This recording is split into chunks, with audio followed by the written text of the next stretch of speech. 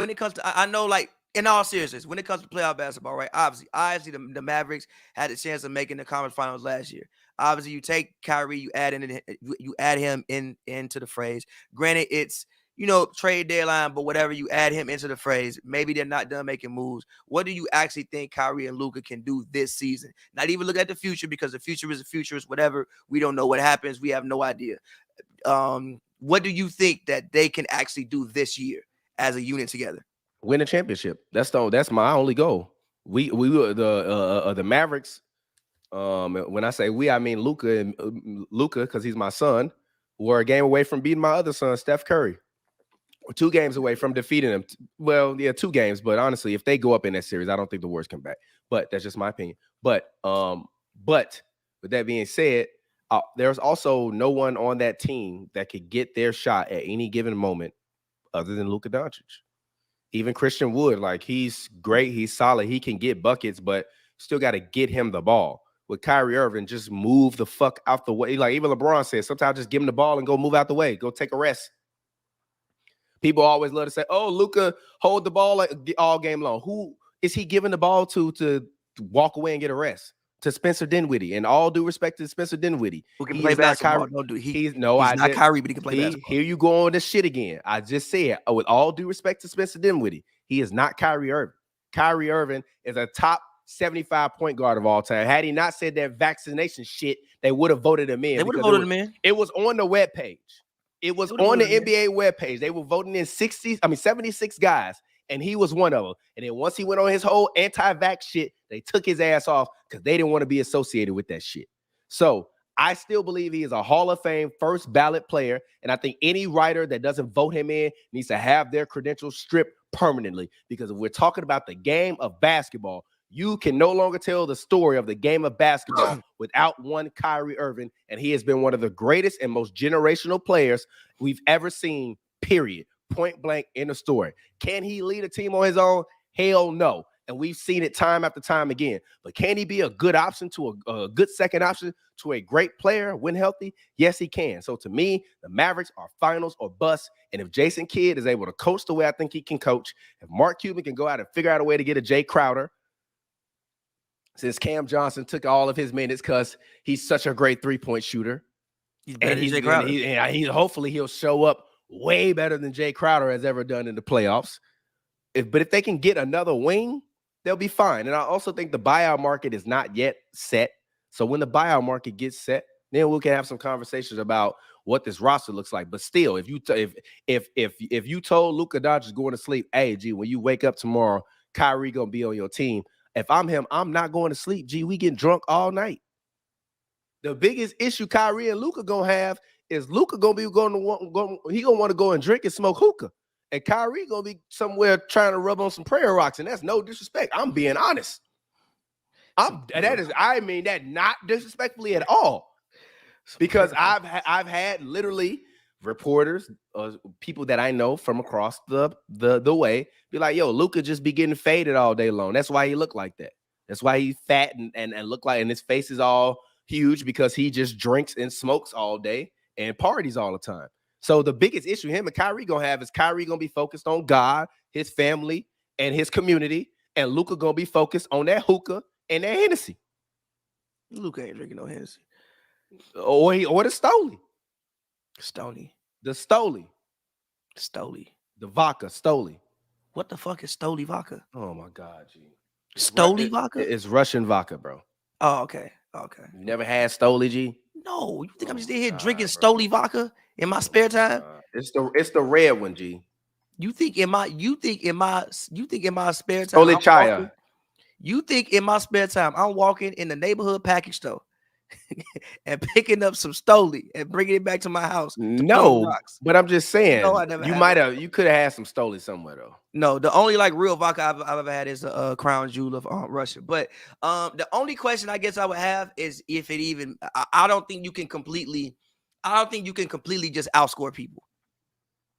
And that's Stoli up there. You see it? Never seen that before. Yeah, it's like one of the more famous Russian vodkas, but in America it's pretty cheap. Fair. That's why I mentioned it. Fair. But yeah, no, I don't think you can just go out there and outscore people. So I do have questions about their defense because again, your two best players are two people who can be defensive liabilities. I think that both of them are capable. Hookah Doncic and Prairie Irving. That's funny as hell. I think both of them are capable of playing defense. And I think that this allows. I don't think you'll see Luka get as tired having Kyrie out there because, like you said, he is somebody you can just like take some possessions off and let Kyrie go to work or whatever. But I do want to see them work together. Like even with Kyrie and Bron, it wasn't just here you take it, here you take it, here you take it, here you take it. It kind of was at certain points, but also at the same time, they were also still a really good defensive team. So you can kind of get away with that shit. Like, yes, in the finals when they played against the Warriors, they did just break the offense down. It's like, here you take it. And also it was no screens either. They weren't getting matchups like that. They were just going at whoever. Kyrie was just going at Clay. Kyrie was going able to go. It wasn't like, yo, we gonna switch around. Now we fucking 8 on the shot clock and I'm taking you. No, it was whichever man in front of me, I'm getting a bucket on him, on that man. Luka and them, Luka be doing a whole lot of like switch around. Now it's 8 on the clock. Okay, come on, I want you. You the worst matchup. So I guess that's one thing I think Kyrie can do, at least go at whoever. But at the same time, they could get away with that because they could also guard the fuck out the Warriors. Like if we look at Game 7, nobody scored 100 points. We're talking about one of the greatest offensive of all time that didn't score 100 points. So my only question with the Mavericks would be, can they actually find a way to also guard somebody? But I do think it's very, very interesting. I mean, again, you got to go out there and guard them. Like we get the Clippers Mavericks series this time, that shit might play a lot differently. You had to guard one man. Who the fuck finna guard Kyrie? Luke Kennard finna guard Kyrie? Reggie Jackson finna guard Kyrie? I love PG, but goddamn. Huh? You muted.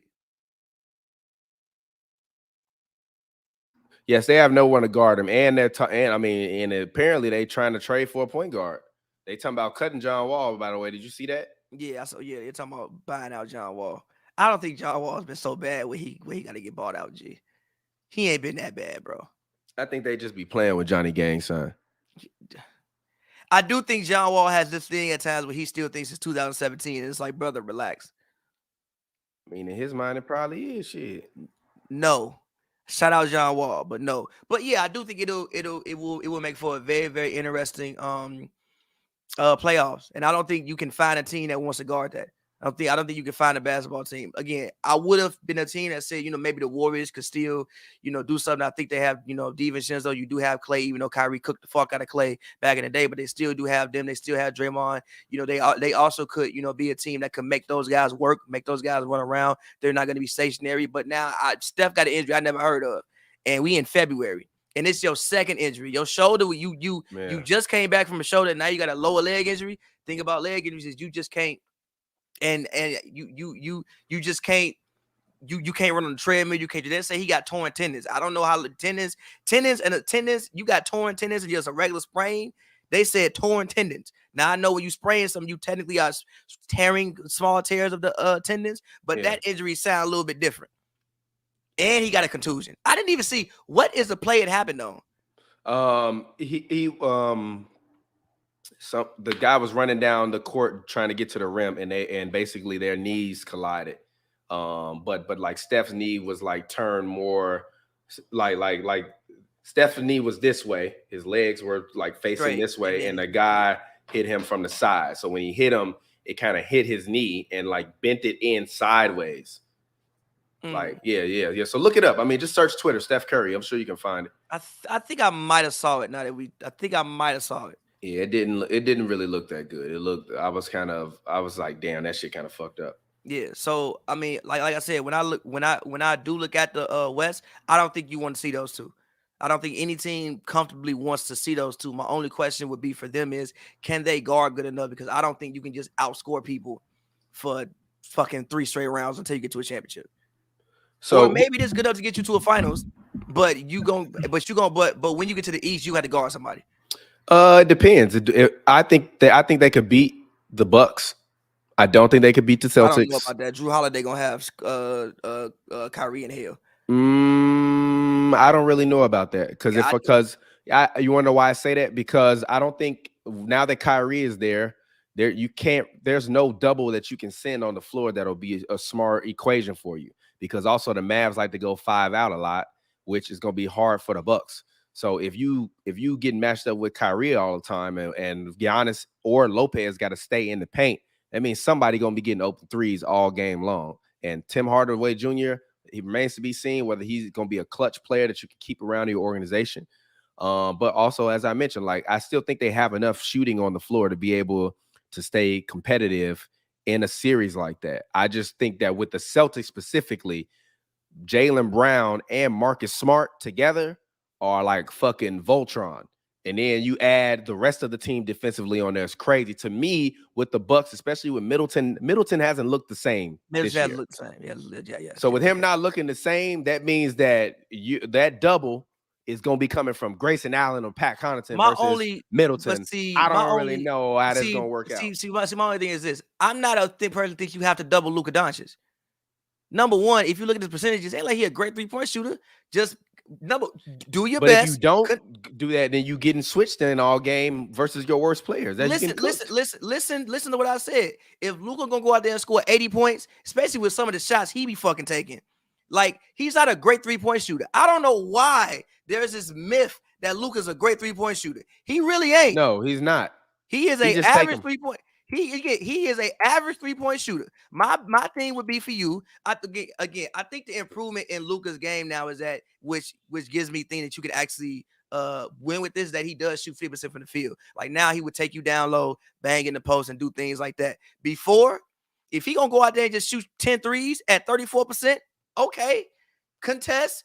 Make him take a step back three, live with the results. I'm not somebody that thinks you have to double Luka Doncic because also he's not a small guard. Like this is a Steph Curry. Obviously, he's 6'3". You put two people in his face, you think he can't see. Luka's 6'9". You put two people in his face, the two people in his face probably like 6'6". He gonna see over it. I'm not somebody that thinks you just have to double Luka. I don't know why teams just live with the results. Go out there and guard him one-on-one and live with the results. Also, make the switch hard. Yeah, he gonna try to get the switch, but what time on the clock does he get the switch in? Does he get the switch with number one? It's probably gonna take you about 24 seconds on the shot clock, right? Probably it's gonna take you about 6 seconds to get the ball up court. So 24, now you at 18, right? Yeah. Do you get the switch at 14 seconds, or do you get the switch you want at 8 seconds? Yeah, I mean, I guess I'm not upset at that opinion because that really does matter because that's gonna be the difference between an ill-advised three and a good look. And with Kyrie on the court, fuck no, I ain't doubling. Hell no. We gonna just one-on-one. Whoever got Kyrie, pray. He can't cross you all game. Yeah. He can, but he can't. Yeah. By the way, to end this episode, I'm gonna play a clip of when Kyrie got traded from the Cavs to Boston because I would love to know what we said about him back then. You said they were gonna beat the Cavs. I mean, I did until his fucking knee blew up. His kneecap literally popped in half, and they had to put a rod over it, and then the rod got infected. How am I supposed to know that? No, I thought it was no. That was his knee in Boston. That was his knee because he got the surgery his knee burst in the finals versus the Warriors. He came back crazy. No, I'm dead ass. His kneecap split in half. I know he broke his kneecap. No, his kneecap, they said split in half. Damn. So they put it back together and then put it back on his kneecap, but they had a metal rod that was over the top to keep it in place. And then that got infected, and that's why he didn't play in Boston. And at the end of because his knee got infected.